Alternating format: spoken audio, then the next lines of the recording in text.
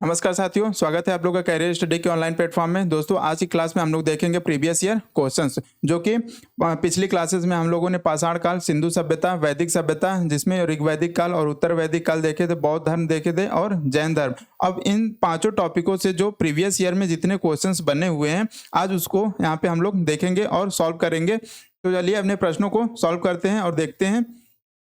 तो पहला प्रश्न ये है, आप लोग ये देख सकते हैं यूपी आरओ एआरओ मेंस 2013 में ये प्रश्न आया हुआ है।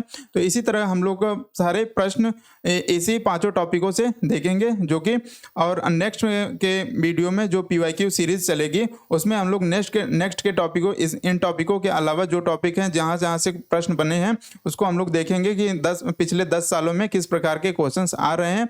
उससे आप लोग को आगे की तैयारी करने में और आगे के जो एग्जाम है उसके लिए बहुत हेल्पफुल होगा।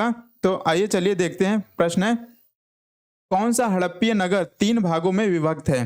तो इसमें हमने आप लोग को बताया था कि यहाँ पे देखेंगे जो धौलावीरा है ये 3 भागों में विभक्त है। तो इसमें आप लोग यहाँ पे देख सकते हैं कि ऑप्शन दिया हुआ है लोथल, कालीबंगा, धौलावीरा और सुरकोटदा। तो यहाँ पे ऑप्शन क्या होगा?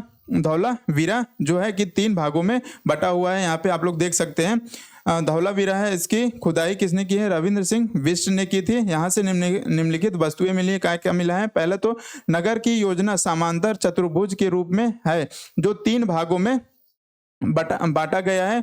दुर्ग क्षेत्र, मध्य क्षेत्र, मध्य नगर यानी और निचला नगर। तो ये जो धौलावीरा है यही 3 भागों में बटा हुआ है, यानी ऑप्शन सी यहाँ पे सही हो जाएगा। तो इसका आंसर क्या होगा? Answer C. यहाँ पे इसकी एक्सप्लेनेशन देख सकते हैं। धौलावीरा गुजरात के कच्छ जिले में स्थित एक हड़प्पीय नगर था। यह नगर आयताकार बना था। इस नगर को 3 भागों किला, मध्य नगर एवं निचला नगर में विभाजित किया गया था। तो यहाँ पे किला कहने का मतलब है इनका दुर्ग, जो कि यहाँ पे पिछली क्लासेस है आप लोग जब देखेंगे सिंधु सभ्यता का, उसमें हमने सारे ये डिस्कस किया हुआ है। तो अगर चाहे तो जाके वहाँ पे आप लोग देख सकते हैं। प्राचीन भारत के नाम से एक प्लेलिस्ट बनी है, उसमें सारी क्लासेस आप लोग को मिल जाएंगे। वही उसी क्लासेस का ये पीपीटी है जहाँ पे हमने क्वेश्चन को दिखाने के लिए आप लोग को लगा दिया था। तो यहाँ पे ये यूपी आरओ एआरओ मेंस 2013 का प्रश्न आया हुआ है। तो देख रहे हैं आप कहाँ से किस प्रकार का क्वेश्चन बन रहा है सिंधु सभ्यता से। तो इसी प्रकार आप लोग आगे से तैयारी कर सकते हैं और देख सकते हैं। आप लोग इसमें लोथल के बारे में जानकारी देख सकते हैं, कालीबंगा के, सुरकोटदा के, इन सारे ऑप्शनों को आगे पढ़ के जा सकते हैं एग्जाम देने।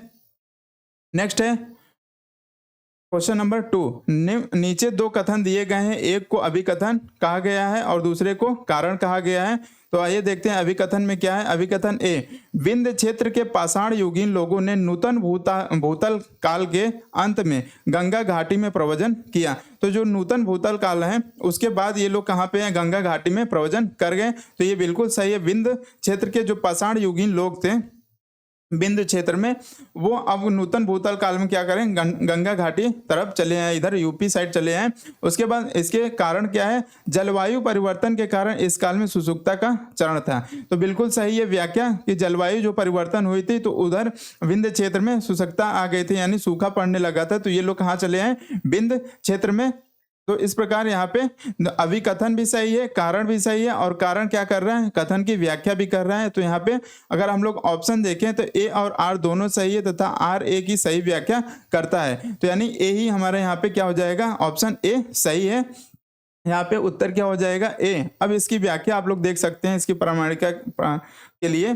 तो जीआर शर्मा ने सराय नहर राय में खुदाई के बाद यह अवधारणा दी कि नूतन भूतल के अंत में सूखे के कारण विंध्य क्षेत्र में भोजन की कमी के कारण लोगों ने गंगा घाटी के क्षेत्र में प्रवास किया था। तो ये ऑप्शन इसका सही है, जो कि जो कारण दिया था कथन का उसको व्याख्या भी कर रहा है। और दोनों अभिकथन और कथन कारण दोनों सही है। और ये आया हुआ है यूपी आरओ एआरओ मेंस 2016 का ये प्रश्न है। नेक्स्ट क्वेश्चन की तरफ चलते हैं हम लोग। क्वेश्चन नंबर 3, विशाल स्नानगर किस पुरातत्व स्थल से पाया गया था? तो विशाल स्नानगर यहाँ पे आप लोगों ने पिछली क्लासेस देखी होंगी, तो वहाँ पे हमने बताया था कि विशाल स्नानागार कहाँ से पाया गया है, मोहनजोदड़ो से। ये आप लोग देख सकते हैं, ये मोहनजोदड़ो जिसकी खुदाई 1922-23 में राखलदास बनर्जी जी ने करवाई थी। और यहाँ से क्या मिला है, विशाल स्नानागार, पुरोहित आवास, अन्नागार भी यहीं से मिला है, विशाल स्नानागार मिला है, घर में कुआं मिला है, पशुपति शिव, हाथी, बाघ, गेंडा, भैंसा तथा पैर पर हिरण, ये सब बने हुए चित्र पत्थर के मिले हुए, कांसे की बनी नर्तकी मिली हुई है। तो यहाँ से आप लोग पिछली क्लासेस में देखे होंगे, तो आप लोग यहाँ पे टिक आसानी से कर सकते हैं, यानी ऑप्शन सी यहाँ पे सही होगा। इसका आंसर क्या हो जाएगा, सी। जो विशाल स्नानागार किस पुरातत्व स्थल से पाया गया, तो मोहनजोदड़ो से पाया गया है। यहाँ पे एक्सप्लेनेशन देख सकते हैं। सिंधु सभ्यता के महान स्नानागार के साक्ष्य मोहनजोदड़ो के पुरा स्थल से प्राप्त हुए हैं। ये आया हुआ है एग्जाम उत्तराखंड यूडीए एलडीए, जो कि अपर डिवीजन असिस्टेंट होता था और लोअर डिवीजन असिस्टेंट मेंस 2007 का पेपर है, जो ये होता था। अब इसको कन्वर्ट करके आरओ में कर दिया गया। पहले इसी के नाम से आरओ की जगह पे यूडीए एलडीए होता था। अब 2010 के बाद इसको आरओ और एआरओ कर दिया गया है। और ये दोनों एग्जाम एक साथ ही होते थे, उत्तराखंड के और यूपी के, इसलिए यहाँ पे उत्तराखंड के भी प्रश्न यहाँ पे आप लोग को देखने को मिलेंगे। नेक्स्ट प्रश्न है क्वेश्चन नंबर 4।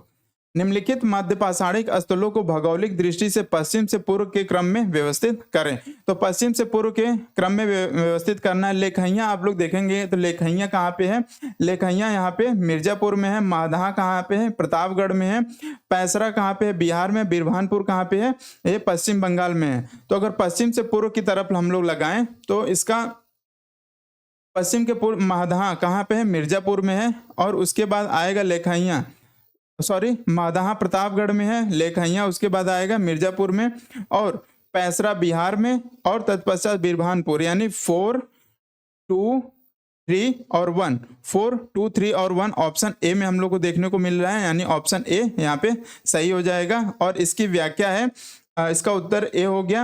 और भौगोलिक दृष्टि से पश्चिम से पूर्व के क्रम में मध्यपाषाणिक स्थल है माधहा जो प्रतापगढ़ के उत्तर प्रदेश में है, लेखैया मिर्जापुर उत्तर प्रदेश में है, पैसरा बिहार में है, और बिरभानपुर पश्चिम बंगाल में है। तो ऑप्शन क्वेश्चन नंबर 4 का ऑप्शन सी सही हो जाएगा। और ये आया हुआ है यूपी आरओ मेंस 2021 में के पेपर का ये क्वेश्चन है, जो कि ये पाषाण काल से यहाँ से पूछा था कि इनका क्रम बताइए कि कैसे कौन पश्चिम में पड़ता है सबसे, उसके बाद इसकी क्रोनोलॉजी बतानी थी पश्चिम से पूर्व की तरफ में।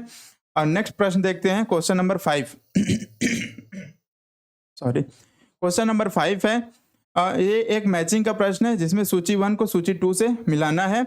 और ये हड़प्पा संस्कृति की बस्ती दिया हुआ है एक तरफ, और नदी जिस पर अवस्थित है।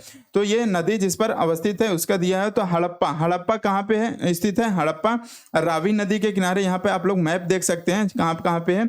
ये जो हड़प्पा देख रहे हैं ये रावी नदी के किनारे है, ये जो हाईलाइटेड है रावी नदी के। मोहनजोदड़ो आप लोग देख सकते हैं, ये यहाँ पे ये नदी है जो सिंधु नदी, ये यहाँ पे है मोहनजोदड़ो। और ये चनहुदड़ो देख रहे हैं यहाँ पे। तो ये सब सारे स्थल हैं। कालीबंगा कहाँ पे है, कालीबंगा घग्गर नदी के पास है। लोथल कहाँ पे है, तो लोथल भोगवा नदी के किनारे है।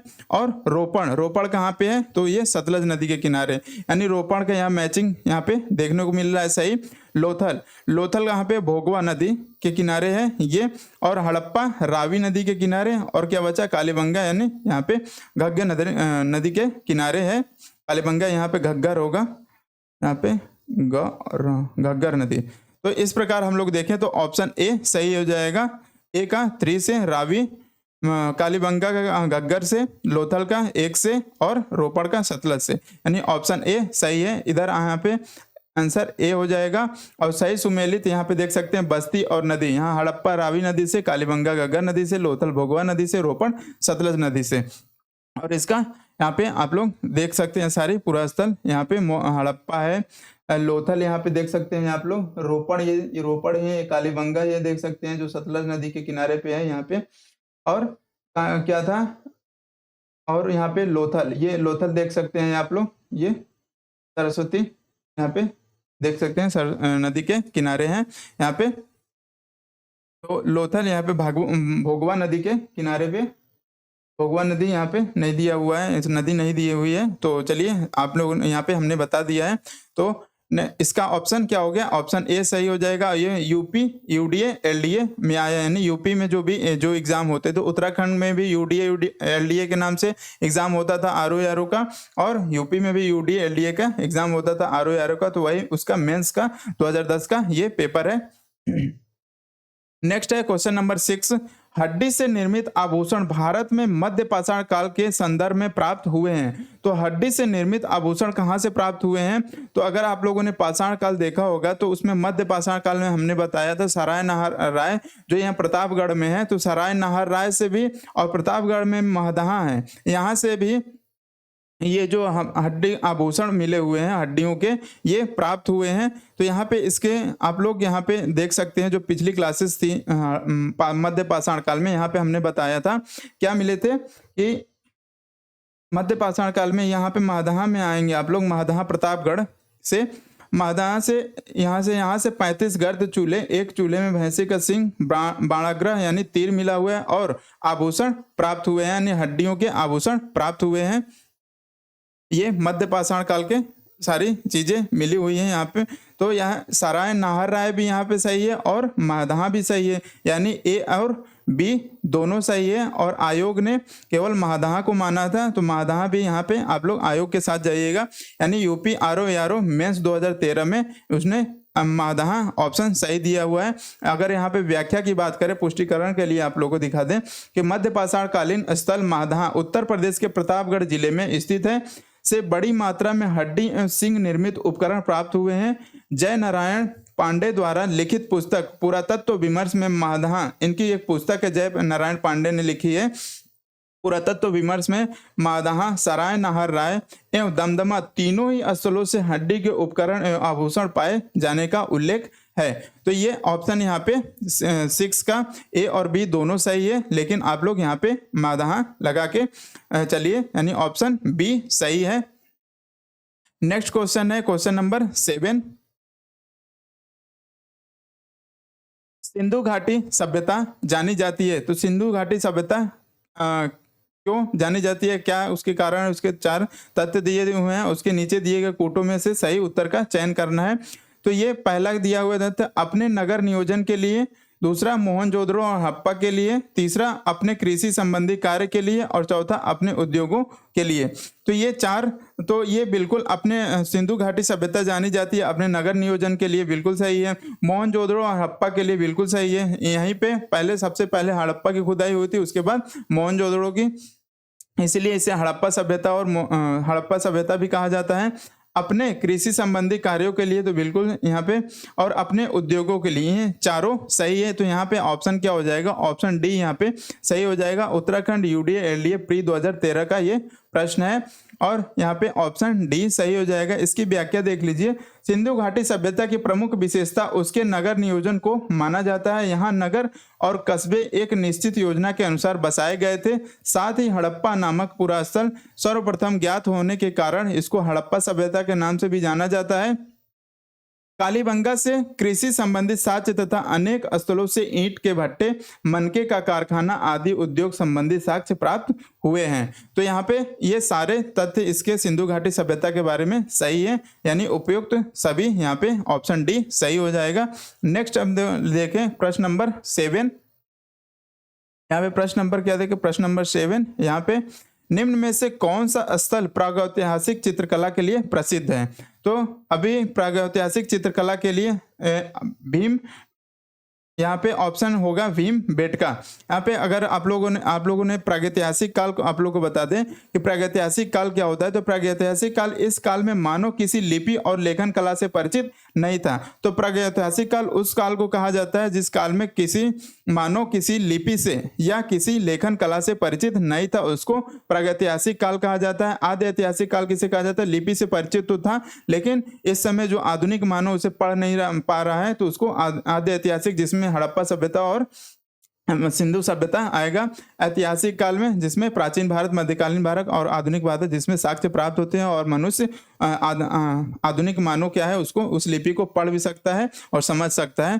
तो ये प्रागैतिहासिक काल ये था। और इसी को पूछ रहा है कि प्रागैतिहासिक काल में जो चित्रकला के लिए प्रसिद्ध था क्या था, तो वो भीमबेटका थी। यहाँ पे आप लोग देख सकते हैं इस काल के जो पाषाण काल है। पाषाण काल के देखने इस काल में मनुष्य ने सर्वप्रथम चित्रकारी करना प्रारंभ किया। भीमबेटका की गुफाओं से इस काल के चित्र देखने को मिलते हैं, यानी ऑप्शन बी यहाँ पे सही होगा। भीमबेटका यहाँ पे इसका आंसर हो जाएगा बी। प्रागैतिहासिक चित्रकला के श्रेष्ठ उदाहरण मध्य प्रदेश के रायसेन जिले में स्थित भीमबेटका के शैलाश्रय तथा गुफाएं हैं। भीमबेटका की प्रागैतिहासिक चित्रकला को मध्य पाषाण काल से संबंधित किया जाता है, जबकि अजंता तथा बाघ के शैलकृत गुफाओं की चित्रकलाएं ऐतिहासिक काल से संबंधित है। तो यहाँ पे अजंता और बाघ की जो शैलकृत गुफाएं हैं इसकी चित्रकला ऐतिहासिक काल से जोड़ा जाएगा, यानी आगे चल के इसको ऐतिहासिक काल से यहाँ से देखने को साक्ष्य प्राप्त होंगे।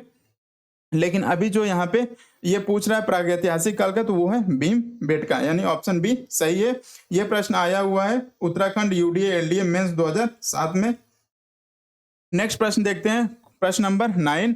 हाथी दांत का पैमाना हड़प्पीय संदर्भ में मिला है। तो हाथी दांत का जो पैमाना मिला कहाँ से मिला है, तो वो मिला है लोथल से, यानी ऑप्शन बी यहाँ पे सही हो जाएगा। और यहाँ पे ऑप्शन बी सही है। और हड़प्पा सभ्यता भारत की प्राचीनतम सभ्यता थी। हड़प्पाई संदर्भ में हाथी दांत का पैमाना लोथल से मिला है। अगर आप लोगों ने पिछली क्लास देखी होगी तो उसमें हमने बताया, यहाँ पे लोथल देख सकते हैं। लोथल सभ्यता का उत्खनन एसआर राव ने भोगवा नदी के किनारे अहमदाबाद गुजरात में कराया था। यहाँ से निम्नलिखित वस्तुएं मिली हैं, और यहाँ से सिंधु सभ्यता का बंदरगाह मिला है। यहाँ से घर के दरवाजे सड़कों की ओर मिलते हैं। तो एकमात्र सिंधु सभ्यता के एकमात्र लोथल ऐसा स्थान है जहां से कि इसके दरवाजे सड़क मुख्य सड़क की ओर खुलते हैं, बाकी के दरवाजे गली में खुलते थे। और यहाँ से समुच्चा हाथी दांत ये है, यहाँ से समुच्चा हाथी दांत के मनके बनाने के कारखाने भी मिला है। हाथी दांत के हथियार मतलब वो मिले, हथियार मिले, वो पैमाना मिला है। और यहाँ से मनके बनाने के कारखाने, यहाँ पे मिस टाइपिंग हो गई, यहाँ पे उन्होंने लिखना भूल गया टाइपिंग करने वाले ने। तो यहाँ से समुच्चा हाथी दांत और मनके बनाने का कारखाना मिला है। तो यहाँ पे ऑप्शन क्या हो जाएगा, ऑप्शन सी बी हो जाएगा। हाथी दांत कहाँ से मिला है, हाथी दांत का पैमाना लोथल से, यानी ऑप्शन बी सही है। यूपी आरओ मेंस 2014 का ये प्रश्न है। नेक्स्ट प्रश्न देखते हैं हम लोग, क्वेश्चन नंबर 10। यहाँ पे मैचिंग का प्रश्न है। एक सूची 1 को सूची 2 से मिलाना है, और एक तरफ स्थान दिए हुए हैं और उनके उत्खनन के करने वाले अधिकारियों के नाम दिए हुए हैं, उत्खननकर्ता के नाम दिए हुए हैं, यानी हड़प्पा सभ्यता। जो हड़प्पा की खुदाई किसने करवाया था, तो आप लोग को बताया हड़प्पा की खुदाई दयाराम साहनी ने करवाए थे। तो दयाराम साहनी यहाँ पे 3 नंबर पे आ जाएंगे। हस्तिनापुर की खुदाई बीबी लाल ने करवाए थे, यानी 4। और तक्षशिला की खुदाई जॉन मार्शल ने करवाए थे। और कौशाम्बी की खुदाई NG मजुमदार ने 1936-37 में। तो इस प्रकार से इसकी मैचिंग देखें हम लोग, तो इसकी मैचिंग C 3 4 2 1 ऑप्शन सी यहाँ पे सही है। और इसका सही सुमेल यहाँ पे आप लोग देख सकते हैं, हड़प्पा दयाराम साहनी 1923-24 में, तथा 1924-25 हस्तिनापुर बीबी लाल 1950 से 52, तक्षशिला जॉन मार्शल 1913 से 24, और कौशाम्बी DD कौशाम्बी जो है NG मजुमदार 1936-37 में इन्होंने उत्खनन करवाया यहाँ पे। तो ये इसका सही मैचिंग है, यानी option C. UP RO mains 2017 में ये प्रश्न आया हुआ है। तो इस प्रकार से आप लोग देख रहे हैं सिंधु सभ्यता से ज्यादा प्रश्न यहाँ पे देखने को मिल रहे हैं। नेक्स्ट है क्वेश्चन नंबर 11। निम्नलिखित सभ्यताओं का उत्तर से दक्षिण का सही क्रम कौन सा है। तो ये एक सभ्यता थी, सिंधु घाटी सभ्यता से पहले एक और ये सभ्यताएं थी। उसमें देखा जाए तो इसके कौन सी सभ्यता सबसे पहले थी, उसके बाद कौन सी सभ्यता आई, उसके बाद कौन सी सभ्यता आई। यहाँ पे एक्सप्लेनेशन में आप तो देख सकते हैं, एज़टेक सभ्यता का विस्तार मेसो अमेरिका के उत्तरी भाग पर था। माया सभ्यता का विस्तार मध्य मैक्सिको से लेकर दक्षिण भाग तक था। और मुइस्का सभ्यता दक्षिण अमेरिका महाद्वीप के कोलंबिया के पूर्व भाग में विस्तृत था। इंका सभ्यता का विस्तार दक्षिण अमेरिका के पश्चिम भाग में, उत्तर में क्योटो से लेकर दक्षिण में सेंटियागो तक था। यूपी आरओ प्री 2016 में ये प्रश्न पूछा हुआ है, यानी इसका अगर ऑप्शन देखें तो ऑप्शन डी सही हो जाएगा। एज़टेक, उसके बाद माया, उसके बाद मुइस्का और इंका, यानी ऑप्शन डी सही है क्वेश्चन नंबर 11 का। नेक्स्ट प्रश्न है क्वेश्चन नंबर 12। सबसे पुराना वेद कौन सा है। तो इसमें क्लासेस में हमने बताए थे ऋग्वेद सबसे प्राचीन वेद है। यहाँ पे देख सकते हैं ऋग्वेद की अनेक बातें ईरानी भाषा के प्राचीनतम ग्रंथ अवेस्ता से मिलती हैं। इसमें ऋग्वेद में 10 मंडल, 10-28 सूक्त और 580 रचनाएं हैं। तो ये सबसे पुराना वेद कौन सा हो गया? ऋग्वेद। यहाँ पे ऑप्शन बी सही हो जाएगा। उत्तराखंड यूडीए एलडीए प्री 2007 में प्रश्न आया हुआ है, तो यहाँ पे इसका बी आंसर सही हो जाएगा। भारतीय साहित्य में वेद सर्वाधिक प्राचीन है, ये चार हैं ऋग्वेद, सामवेद, यजुर्वेद तथा अथर्ववेद। वेदों में सर्वाधिक महत्वपूर्ण ऋग्वेद है और यही सर्वाधिक प्राचीन भी माना जाता है, यानी ऑप्शन बी सही है। नेक्स्ट प्रश्न है प्रश्न नंबर 13, मैचिंग का प्रश्न है और सूची 1 को सूची 2 से यहाँ पे मिलाना है। और यहाँ पे दे रहा है कि ऋग्वेद किस लिए प्रसिद्ध है, यजुर्वेद में क्या कौन से कर्मकांड क्या किए जाते हैं, सामवेद में, तंत्र और अथर्ववेद में। तो इस प्रकार इसमें आप लोग देखें, यहाँ पे आप लोग देख सकते हैं कि ये जो ऋग्वेद है, ऋग्वेद किस लिए है? यहाँ पे स्तोत्र एवं प्रार्थनाएं, यहाँ पे यजुर्वेद में स्तोत्र एवं कर्मकांड है, सामवेद में संगीत में स्रोत का वर्णन है और अथर्ववेद में तंत्र मत और वशीकरण है। तो इस प्रकार से आप लोग यहाँ पे इसकी मैचिंग कर सकते हैं। ऋग्वेद में क्या है? स्रोत और प्रार्थनाएं। यजुर्वेद में क्या है? स्रोत एवं कर्मकांड। सामवेद में क्या है? संगीत में स्रोत। और अथर्ववेद में क्या है? तंत्र मंत्र और वशीकरण से संबंधित है। तो ये इस प्रकार से इसकी मैचिंग है। तो इसका मैचिंग हम लोग देखें तो ऋग्वेद 4 नंबर पे ये आ गया और 2 ऑप्शन ये है। और आगे इसका देखते हैं तो यजुर्वेद स्रोत एवं कर्मकांड है, तो यहाँ पे 2 मिल गया, यानी ऑप्शन ए यहाँ पे सही हो जाएगा। यूपी यूडीए एलडीए प्री 2002 में 2 का ये प्रश्न है, यानी ऑप्शन यहाँ पे आंसर हो जाएगा ए। ऋग्वेद में स्रोत एवं प्रार्थनाएं हैं, इसमें कुल 10,580 रचनाएं हैं। यहाँ पे अभी आप लोग को बताएं ऋग्वेद में कितने हैं? 10,580 रचनाएं हैं। और यजुर्वेद में स्रोतों एवं कर्मकांड वर्णित हैं। सामवेद के पद के रूप में संगीतमय स्रोत है, जिनको उद्गाता नामक पुरोहित गाता था। यहाँ पे आप लोग इसमें देख सकते हैं उद्गाता नामक पुरोहित इसको क्या कर रहा है? गाता था सामवेद को, यानी सामवेद पढ़ने वाले पुरोहित को क्या कहते हैं? उद्गाता। इससे भी प्रश्न अभी 2-3 प्रश्न इस पे हैं, आप लोग को अभी आगे देखने को मिलेगा। तो उद्गाता कहते थे नामक पुरोहित को, गाता था। अथर्ववेद में कुल 20 अध्याय हैं और 5,987 मंत्र हैं। तंत्र मंत्र एवं वशीकरण आदि के संदर्भ में साक्ष्य है। तो ये यजुर्वेद के बारे में था, तो यानी ऑप्शन इसका ए सही हो जाएगा। ऋग्वेद किसे स्रोत में प्रार्थनाएं, यजुर्वेद में कर्मकांड, सामवेद में संगीत में स्रोत और अथर्ववेद में तंत्र मंत्र एवं वशीकरण से संबंधित है। नेक्स्ट है अध्यात्म ज्ञान के विषय में नचिकेता और यम का संवाद किस उपनिषद में प्राप्त होता है? तो अध्यात्म ज्ञान के विषय में नचिकेता और यम का संवाद, ये आप लोग यहाँ पे देख सकते हैं कठो उपनिषद में आत्मा का आवागमन और यम नचिकेता संवाद इसी उपनिषद में है, यानी कठो उपनिषद में आत्मा का आवागमन और यम नचिकेता संवाद है। तो इसका ऑप्शन क्या हो जाएगा? सी, ऑप्शन सी सही हो जाएगा, कठो उपनिषद। यानी ये भी यूपी यूडीए एलडीए प्री 2002 का प्रश्न है और यहाँ पे सी ऑप्शन सही हो जाएगा। कठोपनिषद में यम और नचिकेता का संवाद उल्लेखित है, जिसमें आचार्य यम ने नचिकेता को उपदेश दिया है, न इस आत्मा का कभी जन्म होता है और न इसकी कभी मृत्यु होती है, यह अजन्मा नित्य तथा शाश्वत है। कठोपनिषद कृष्ण यजुर्वेद का उपनिषद है। तो जो कठोपनिषद है कृष्ण यजुर्वेद का उपनिषद है। नेक्स्ट प्रश्न देखते हैं, क्वेश्चन नंबर 15। ऋग्वेद क्या है? तो यहाँ पे ऑप्शन दिया स्त्रोत का संकलन, कथाओं का संकलन, शब्दों का संकलन और युद्ध का संकलन। तो यहाँ पे ऑप्शन ए सही हो जाएगा, स्त्रोतों का संकलन है। यहाँ पे अभी आप लोग हम लोगों ने देख के आया है प्रार्थनाएं एवं स्रोत एवं प्रार्थनाओं का ये संकलन है ऋग्वेद में। तो इसका क्या हो जाएगा? ऑप्शन ए सही हो जाएगा, स्रोतों का संकलन है। यूपी आरओ प्री 2016 में ये प्रश्न आया हुआ है, यानी इसका आंसर हो जाएगा ए सही। ऋग्वेद में स्रोत एवं प्रार्थनाएं हैं, इसमें कुल 10,580 रचनाएं। यजुर्वेद में स्रोत एवं कर्मकांड वर्णित है। सामवेद के पद गए रूप में संगीत में स्रोत है, जिनको उद्गाता नाम का पुरोहित गाता था। अथर्ववेद में कुल 20 अध्याय एवं 5,987 मंत्र हैं। में मंत्रों में तंत्र मंत्र एवं वशीकरण आदि के संदर्भ में साक्ष्य हैं। तो यहाँ पे क्वेश्चन नंबर 15 का ए सही होगा।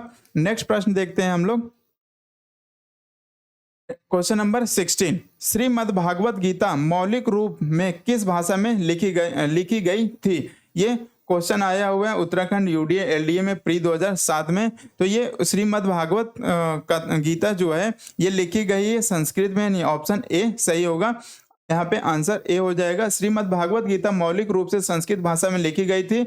यह प्राचीन धार्मिक ग्रंथ महाभारत का एक भाग है, यानी ऑप्शन ए सही है। और श्रीमद् भागवत गीता प्राचीन धार्मिक ग्रंथ एक महाभारत का एक भाग है। नेक्स्ट प्रश्न देखते हैं क्वेश्चन नंबर 17, हिंदी पौराणिक कथा के अनुसार समुद्र मंथन हेतु किस सर्प ने रस्सी के रूप में स्वयं को प्रस्तुत किया? तो हिंदू पौराणिक कथा के अनुसार जो समुद्र मंथन हुआ था उस समय किस सर्प ने उस रस्सी के रूप में उसको प्रयोग किया गया था? तो वो है वासुकी, यानी ऑप्शन बी यहाँ पे सही हो गया। देखिए किस किस प्रकार का यहाँ पे क्वेश्चन आयोग पूछ रहा है। तो इस धार्मिक परंपराओं से संबंधित भी कुछ कथाएं, ये सब सारी चीजें आप लोग को कहीं जाते हैं, बैठते उठते हैं, पूजा पाठ करते समय, तो इन सब सारी चीजों को ध्यान में रखा करिए। और ये कब पूछा गया? यूडीए एलडीए प्री 2007 में, यानी इसका ऑप्शन बी सही हो जाएगा। हिंदी पौराणिक कथा के अनुसार समुद्र मंथन हेतु मथानी के रूप में मद्रांचल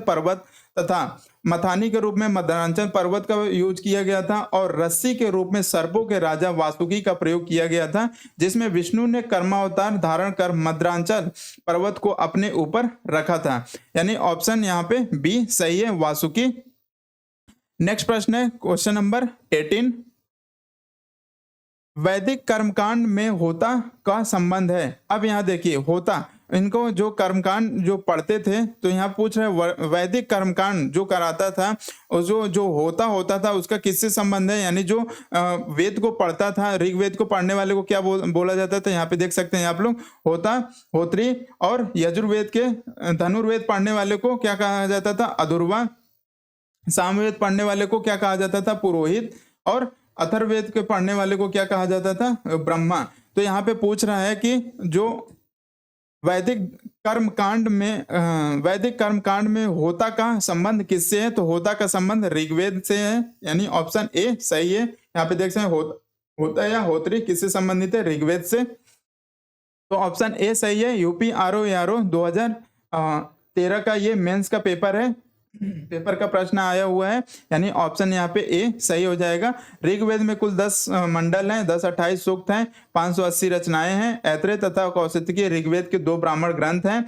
ऋग्वेद के पुरोहित को होता कहा जाता था। उसके द्वितीय से सप्तम मंडल, यानी कि यही मंडल सबसे प्राचीन है, दूसरे से लेकर 7वें तक प्राचीन मंडल है। बाकी यहाँ पे आप लोग जब ये वाला प्रश्न दिखाए थे आपको, ये यहाँ पे देख सकते हैं कि 2 से 7 तक मंडल का है, ये सबसे प्राचीन है, और एक पहला और 10वां मंडल को सबसे नवीनतम कहा जाता है। तो ये यहाँ से जो येलो हाईलाइटेड है सबसे प्राचीन है, और ये नवीनतम है, और ये 8 और 9 मध्य के हैं। तो ये यहाँ पे यही कह रहा है, प्रश्न समझाने की यही कोशिश कर रहा है कि यह मंडल सबसे प्राचीन माने जाते हैं। वे यहाँ पे मंडल को वंश मंडल कहा जाता है। प्रथम तथा 10वां मंडल अर्वाचीन है, यानी अर्वाचीन का मतलब कि नवीन है। तो ये आरओ मेंस 2013 का प्रश्न है। यहाँ पूछा है कि होता या होत्री का संबंध किससे है? तो ऋग्वेद से है। तो ये यहाँ से कम कुछ नहीं तो 5 प्रश्न बन गए। यहाँ पे होता होत्री से ये स्रोत एवं प्रार्थनाएं कौन करता है, किसमें आता है, तो ये सब पूछ लिया है। नेक्स्ट है प्रश्न 19, ऋग्वेद में अघन्या का प्रयोग हुआ है। अघन्या किसको कहा जाता था? तो अघन्या गाय के लिए प्रयुक्त हुआ है। यहाँ पे अगर हम लोगों ने यहाँ पे हमने बताया था आर्यों की अधिकांश लड़ाई, जब हमने आर्थिक स्थिति पढ़ी थी हम लोगों ने ऋग्वैदिक कालीन की, तो उसमें हमने बताया था कि जो आर्य की अधिकांश लड़ाइयाँ किस लिए होती थी? गायों को लेकर होती थी, कि गाय को अघन्या यानी न मारे जाने योग्य पशु माना जाता था, इसलिए गाय को लेकर ये समय लड़ाइयाँ होती थी ऋग्वैदिक कालीन में। तो इसका ऑप्शन क्या हो जाएगा? बी सही हो जाएगा, गाय के लिए। यूपी यूडीए एलडीए 2010 का ये प्रश्न है, वह यहाँ पे ऑप्शन बी सही हो जाएगा। वैदिक काल में गाय अघन्या न मारे जाने योग्य थी। गाय की हत्या अथवा उसे घायल करने वाले व्यक्ति के लिए मृत्युदंड तथा देश निकालने की व्यवस्था वेदों में दी गई है, यानी ऑप्शन बी सही है। नेक्स्ट प्रश्न है 20 जीविकोपार्जन हेतु वेद वेदांग पढ़ने वाले अध्यापक कहलाता था। तो जो अपनी जीविका उपार्जन करने के लिए वेद और वेदांगों के जो पढ़ता था उसको क्या कहा जाता था? यहाँ ऑप्शन दिया हुआ आचार्य, अधूर्वा, उपाध्याय या पुरोहित। तो यहाँ उनको उपाध्याय कहा जाता था, यानी ऑप्शन सी सही है। उत्तराखंड यूडीए मेंस 2007 का प्रश्न है ये, यानी ऑप्शन यहाँ पे सी हो जाएगा। वैदिक काल में जीविकोपार्जन हेतु वेद वेदांग पढ़ने वाले अध्यापक को उपाध्याय कहलाता था। आचार्य गुरुकुल की स्थापना करके अपने शिष्य को पढ़ाते थे। और देखिए यहाँ पे जो वेदों का अध्ययन कर रहा है और तो उसको क्या कहते हैं? उपाध्याय। और आचार्य किसको कहते हैं? गुरुकुल की स्थापना करके, यानी स्कूल एक टाइप में उस समय का बना के अपने शिष्यों को पढ़ाते थे, उसको आचार्य कहा जाता था। तथा कोई शुल्क नहीं लेते थे, किंतु शिष्य के द्वारा दी गई दक्षिणा स्वीकार कर लेते थे। यजुर्वेद के कर्मकांडों को संपन्न कराने वाले पुरोहित को अधूर्वा कहा जाता है। तो जो यजुर्वेद के कर्मकांड को, यानी कहने का मतलब कि यजुर्वेद के पढ़ने वाले को क्या कहते थे? अधूर्वा। ये यहाँ पे यजुर्वेद देख सकते हैं, यजुर्वेद पढ़ने, यहाँ पे ये मिस्टाइप हो गया है, यहाँ पे यजुर्वेद होगा। तो यजुर्वेद पढ़ने वाले पुरोहित को अधूर्वा कहते थे, यानी ऑप्शन इसका देखा जाए तो ऑप्शन सी उपाध्याय सही होगा। जीविकोपार्जन हेतु वेदांग और वेदांग पढ़ने वाले अध्यापक को कहलाता था उपाध्याय।